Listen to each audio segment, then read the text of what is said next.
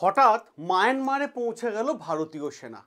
কিন্তু ঘটনাটা এমন কেন ঘটলো?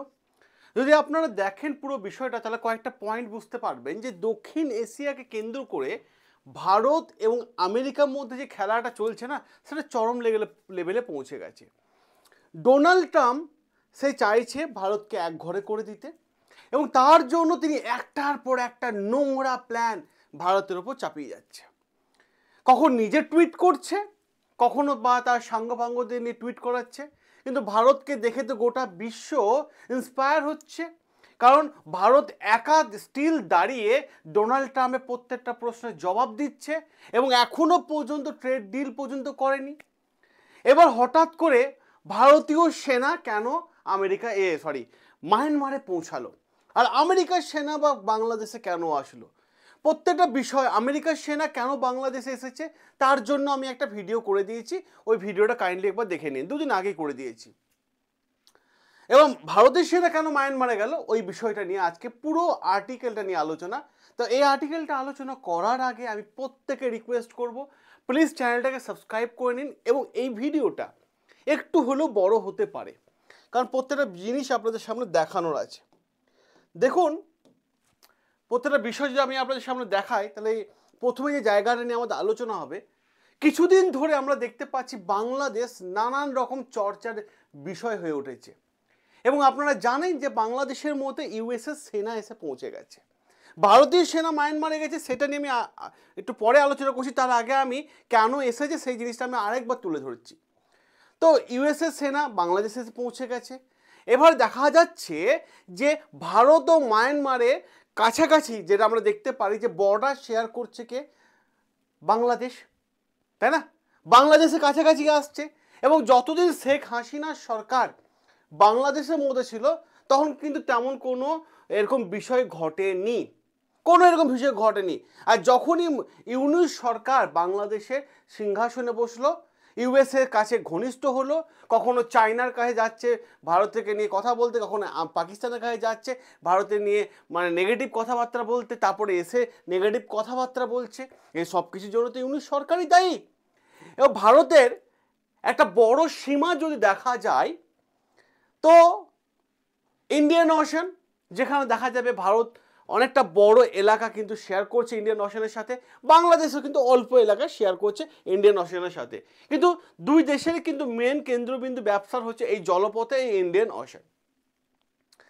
এবার প্রশ্নটা এই জায়গায়, এইখানেই প্রশ্নটা কি প্রশ্ন, সেটা হচ্ছে ইন্দো প্যাসিফিকে আমেরিকার একটা ভালো জায়গা দরকার, একটা এয়ারবেস দরকার, যেখান থেকে বাংলাদেশ, মায়ানমার, ভারত এবং চীনকে নজরদারি করবে আমেরিকা। এইটার জন্যই বড় ইস্যু, এখন বড় ঘটনা কিন্তু দেখা যাচ্ছে। আর তাই তারা টার্গেট কাকে করলো? টার্গেট করলো বাংলাদেশকে। কিভাবে টার্গেট করলো? খেলাটা পুরো জমে গেছে। খেলাটা বাংলাদেশের ওপর প্রথমে ট্যারিফ লাগিয়ে দিল, তারপর বাংলাদেশ ভাই রিকোয়েস্ট করলো পারবো না, 3 মাস সময় দিল, তারপর ট্যারিফটা কমিয়ে দিল, 20% এনে দিল। তখন আবার ইউনূস সরকার বলছে থ্যাংক ইউ ডোনাল্ড ট্রাম্প, জানিয়েছে। তারপরেই আমরা আবার অন্য খেলা দেখতে পাচ্ছি যে ইউএসএর সেনা কিন্তু বাংলাদেশের মধ্যে এসে পৌঁছাচ্ছে। আর যখন ইউএসএর সেনা বাংলাদেশের মধ্যে এসে পৌঁছাচ্ছে, না ইউএসএর তরফ থেকে না বাংলাদেশের তরফ থেকে কোনো অফিসিয়াল ঘোষণা করা হয়নি। সাডেনলি যখন এসে পৌঁছায়, তখন গোটা বিশ্ব জানতে পারে যে এরকম একটা ঘটনা ঘটেছে। এবার ইউএসএর সেনা কি বাংলাদেশে এসে লুডো খেলতে এসেছে? কি মনে হচ্ছে আপনাদের? ইউএস সেনা বলছে আমরা হেল্প করার জন্য এসেছি, বাংলাদেশকে সেনাকে ট্রেনিং দেওয়ার জন্য এসেছি। আর বলুন, এটা কি হজম হলো? 2 প্লেট মাটন বিরিয়ানি খাওয়ার পর পেটটা যেমন অম্বল হয়ে যাবে না, তেমন এটা অম্বল হয়ে গেল। এটা কেউ মেনে নেবে? এমনি আমেরিকা পাঠিয়ে দেবে? 1 পয়সা তো ট্যারিফ ছাড়ছে না, আর এমনি আমেরিকা পাঠিয়ে দেবে? এটাকে মানা যায়? উদ্দেশ্য একটাই, আমেরিকার উদ্দেশ্য একটাই, ইন্দো প্যাসিফিকে তাদের একটা ভালো জায়গা দরকার এবং সেখান থেকে ভারত, চায়না, মায়ানমারকে নজরদারি করতে হবে। কারণ এই মুহূর্তে ভারতের সাথে আমেরিকার রিলেশন খুব একটা ভালোর দিকে এগোচ্ছে না, যার ফলে তারা আশ্রয় করলো কাকে? মোহাম্মদ ইউনূস সরকারকে। এবং সেইখানে আশ্রয় করে নেমে গেল 92 জন সেনাকে দিয়ে পাঠিয়ে দিল কোথায়? সেটা হচ্ছে মানে ঢাকা চট্টগ্রামে। এবং কোন এয়ারপোর্টে নামলো? সেটা হচ্ছে শাহ আমানত ইন্টারন্যাশনাল এয়ারপোর্ট, যেটা বাংলাদেশে অবস্থিত এবং চট্টগ্রামে আমরা দেখতে পাচ্ছি। এবং কোন মানে বিমানে করে তারা আসলো? সেটা একটা বড় C-130 যে বিমানে, হারকিউলিক্স বিমানে করে এসেছে। হারকিউলিক্স, আচ্ছা হারকিউলিক্স বিমানটা মনে আছে? যারা এই চ্যানেলটা রেগুলার ফলো করেন তারা জানেন যে হারকিউলিক্স বিমান কয়েকদিন আগে নেমেছিল কোথায়? সেটা নেমেছিল আমরা দেখতে পেয়েছিলাম পাকিস্তানে। তা ভাই নামলি ঠিক আছে, কোনো অসুবিধা নেই। এবার ইউএস কি চাইছে? যে ইন্দো প্যাসিফিকের জায়গা দেখুন, এই হচ্ছে ম্যাপ, ইউএসএ পুরো খেলাটা, এই হচ্ছে পুরো খেলাটা। কি আছে যে ইউএস চারিদিক থেকে মানে পুরো বিশ্বকে কভার করতে চাইছে। আর একটা আশ্চর্য মতো আমি তথ্য দিয়ে দিই, এই মুহূর্তে বিশ্বের 80টা দেশে, হ্যাঁ সংখ্যাটা কম নয়, 80টা দেশে ইউএসএ এয়ারবেস আছে এবং সেখান থেকে বিশ্বকে নজরদারি চালাতে চায়। এই জন্য তারা কি করেছে, ইন্দো প্যাসিফিকে তাদের একটা জায়গা দরকার। আর তার জন্য তারা টার্গেট কাকে করলো? বাংলাদেশকে। এবং বাংলাদেশকে সেনা পাঠাচ্ছে কোথা থেকে? জাপান থেকে। জাপানে ইউকোটা এয়ারবেস থেকে সেনা পাঠিয়েছে। অনেকে বলছে যে কাতার থেকে এসেছে, না ইংলিশ নিউজ চ্যানেলগুলো দেখুন, নিউজ পেপারগুলো দেখুন, এখানে ইউকোটা জাপান থেকে পাঠিয়েছে। ঠিক আছে, এইভাবে দেখুন কাতার থেকেও সে নজরদারি রাখছে, ইউএস সেন্ট্রাল কমান্ডো এখান থেকেও বেস বানিয়ে রেখেছে। এই যে চারিদিকে দেখতে পাচ্ছেন না, চারিদিকে কিন্তু ইউএস বিভিন্ন ধরনের বেস বানিয়ে রেখেছে। গোটা বিশ্বে ভাবুন তো, 80টা দেশে তাদের এয়ারবেস আছে। আর এই এয়ারবেস যখন শেখ হাসিনা সরকার ছিল তখন কিন্তু বাংলাদেশকে হাসিনা সরকারকে বলেছিল যে আমরা একটা এয়ারবেস বানাতে চাই, আপনারা জায়গা দিন। হাসিনা সরকার বলেছিল না। তারপরে হাসিনা সরকার জানিয়ে দিয়েছিল সেন্ট মার্টিন দ্বীপ যেটা বাংলাদেশে রয়েছে ওটা চেয়েছিল ইউএস, কিন্তু ওটা হাসিনা যায়নি। এবং সেই জন্য শেখ হাসিনা জানায় যে আমার গদি উল্টে দিল, আমাকে দেশ ছাড়া করিয়ে দিল, আমার সরকার উল্টে দিল। ইউএস দাবিও করেছিল, এমন দাবিও এসেছিল। এবার প্রশ্ন হচ্ছে যে মায়ানমারকে নিয়ে প্রশ্নটা। তো মায়ানমারের প্রশ্ন যাবার আগে আমি আপনাদের সামনে একটা জিনিস দেখাই। ডিজিটাল মার্কেটিং যারা শিখতে চাইছেন বাড়িতে বসে একদম ডিজিটাল মার্কেটিং অনলাইনের মধ্যে লাইভ ক্লাস করতে পারবেন। এবং যদি কোনোদিন লাইভ ক্লাস করতে না পারেন রেকর্ডেড ক্লাস দেখে নেবেন, কারণ বর্তমান সমাজে সবই ডিজিটাল মার্কেটিং এর ওপরই চলছে। তো এইটা একটু আলাদা, digital marketing with power by AI টুলসও শেখানো আছে, কারণ আমরা এআই টুলসটাও ভরে দিয়েছি এর মধ্যে। যারা নিতে চাইছেন পুজো অফার ডিজিটাল মার্কেটিংয়ে, তারা এখন নিয়ে নিন মাত্র 5,500 টাকা কোর্সটা পেয়ে যাবেন 3,800 টাকায়। 3,800 টাকা। কীভাবে অ্যাডমিশন নেবেন? এই ভিডিও ডেসক্রিপশন বক্সে চলে যান, সেখানে ডিজিটাল মার্কেটিং ব্যাচের লিঙ্ক দেওয়া আছে, লিঙ্কে ক্লিক করে আপনারা নিয়ে নিন। A to Z হাতে ধরে শেখাবে ভারতবর্ষে বিখ্যাত টিচার কল্লোল স্যার, সম্পূর্ণ বাংলা ভাষায় আপনাদের শেখাবে এবং আপনাদের সন্তানদেরকে ডিজিটাল মার্কেটিং শেখান এবং বাড়িতে বসেই তারা কাজ করুক। চলুন এবার যে জায়গাটা আমরা দেখাবো আমি আপনাদেরকে, সেটা হচ্ছে গুরুত্বপূর্ণ একটা জায়গা। যে এই যে ইউএস সেনা বাংলাদেশে নেমেছে, এই নিয়ে দুবার নেমেছে, একবার নয় দুবার। কি করতে নেমেছে? প্রথম যেটা এক্সারসাইজ করেছে বাংলাদেশের সাথে ইউএস, সেটা হচ্ছে আপনারা দেখুন এখানে এখন যেটা চলছে ইন্দো প্যাসিফিকে চলছে অ্যাঙ্গেল 2025, আর দুদিন আগেই হয়ে গেছে টাইগার লাইটিং 2025। তো এখন জাপান থেকে সেনা এসেছে এবং যখন জাপান থেকে সেনা এসেছে বলেছে যে আমরা বাংলাদেশের নভেম্বর ডিসেম্বর মাসে প্রচুর টাইফুন টাইপের ঝড়টর হয়, সেই জন্য এখানে আমরা বাংলাদেশ সেনাদেরকে আমরা ট্রেনিং দেবো, যার জন্য 150 জন সেনা বাংলাদেশের সেনাকে ট্রেনিং দেওয়ার জন্য এসেছে। এটা বিশ্বাস হলো? ইউএস এমনি পাঠিয়ে দেবে? 1 পয়সা ট্যারিফ ছাড়ে না গো, 1 পয়সা ট্যারিফ ছাড়ে না। ইউএস এমনি ছাড়িয়ে দেবে?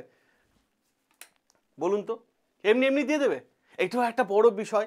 এবং সাথে সাথে মায়ানমারে মানে এই মুহূর্তে কোনো সরকার নেই,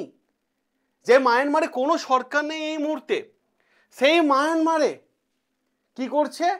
সেনার সরকার আছে।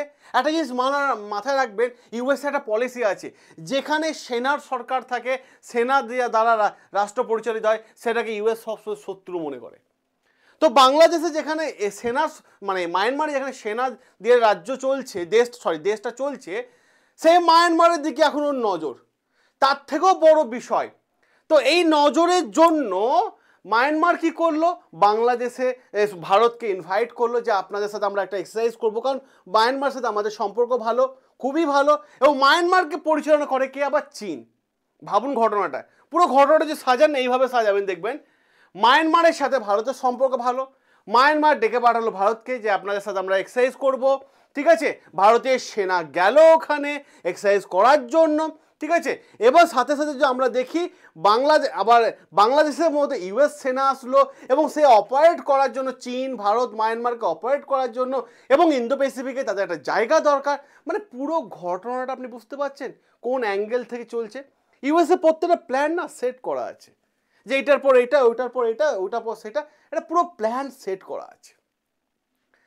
তো এইখানে একটা ঘটনা ঘটেছে, যখন মায়ানমারের সাথে আমাদের এক্সারসাইজ হচ্ছে, আমাদের সেনা গেছে, 120 জন সেনা ভারত সরকার পাঠিয়েছে, IL-76 বিমানে গেছে, এক্সারসাইজ হয়েছে। এরপর তো ইউএসএ খেলা। ইউএস ভাবছে যে এটা হলো কি, ভারতের সাথে মায়ানমারে এতটা এক্সারসাইজ হয়ে গেল। এবং এক্সারসাইজটা এমন জায়গা হয়েছে যেটা চীন এবং বাংলাদেশ বর্ডার কাছাকাছি এলাকায়, তা এমন জায়গায় এক্সারসাইজটা হচ্ছে। এখানে আরেকটা বড় বিষয় আসছে যে ডোনাল্ড ট্রাম্প কি ভাবছে এই এক্সারসাইজটা নিয়ে। কারণ মায়ানমারে আছে কি সব থেকে বড় জিনিস, rare earth materials, rare earth element বাংলাদেশে মায়ানমারে আছে। আর যেখানেই রেয়ার আর্থ এলিমেন্ট আছে সেখানেই নজর হচ্ছে আমেরিকার, সেখানেই নজর আছে আমেরিকার। আর এই রেয়ার আর্থ এলিমেন্ট মায়ানমার বলেছে ভারতকে আমি দেবো, এবং ভারত মায়ানমারের কাছে কিনবে। সাথে সাথে চায়না তো বেশি আছে, চায়না বলেছে আমি আমেরিকাকে দেবো না, তোমরা ট্যারিফ লাগিয়েছো, আমি ভারতকে দেব। অপরন্তু দেখুন আবার আফগানিস্তানেও রেয়ার আর্থ এলিমেন্ট পাওয়া গেছে, এখন আফগানিস্তান নিয়েও আবার ডোনাল্ড ট্রাম্পের নজর। যেখানে যেখানে রেয়ার আর্থ এলিমেন্ট আছে সেখানে সেখানে ডোনাল্ড ট্রাম্পের নজর, সেখানে নজর এদের। তাহলে ভাবুন আপনারা, বিএসএফ কি করেছে এই মুহূর্তে, যে ভাই যদি আমরা দেখি খুব ভালো হয়, বাংলাদেশ থেকে তো অনেকে চলে আসা প্ল্যান করছে, এখন বিএসএফও চরম স্টেপ নেওয়া শুরু করে দিয়েছে, চরম স্টেপ নিচ্ছে। আর সব থেকে মেন ভূমিকা রেয়ার আর্থ এলিমেন্ট, ওইটাই চাই। কারণটা কি আপনারা জানেন যে 3 মাস আগে পর্যন্ত মায়ানমারের ওপর ডোনাল্ড ট্রাম্প ট্যারিফ চাপিয়ে দিয়েছিল, আর এখন ট্যারিফ তুলে নিয়ে কি বলছে, মায়ানমার গুড ফ্রেন্ড। বাবা, যেই রেয়ার আর্থের কথা অ্যানাউন্স করে দিল মায়ানমার, সেই গুড ফ্রেন্ড হয়ে গেল। সমস্ত ট্যারিফ সরাও, এখনই সরাও, কারণ এখানে রেয়ার আর্থ এলিমেন্ট পেয়ে গেছি, গুড ফ্রেন্ড। ভাই আসল খেলাটা তো এখানে। তাহলে রেয়ার আর্থ এলিমেন্টটা মায়ানমার থেকে কে পাচ্ছে, ভারত। আর এইদিকে সেনা পাঠিয়ে দিয়েছে কোথায় পাঠিয়েছে, বাংলাদেশে। কারণ মায়ানমার সাথে আমাদের এক্সারসাইজ হয়ে গেছে, মায়ানমার বলেই দিচ্ছে আমি ভারতকে দেবো, ভারতও বলেছে আমি ওখান থেকে কিনবো, চায়নাও ভারতকে দিচ্ছে। এই হচ্ছে পুরো আর্টিকেলটা। কেমন লাগলো আপনাদের এই আর্টিকেলটা প্লিজ অতি অবশ্যই কমেন্ট বক্সে কমেন্ট করে জানাবেন। সকলে ভালো থাকবেন, সুস্থ থাকবেন, দেখা হবে আপনাদের সাথে নতুন আরও একটা আর্টিকেল নিয়ে।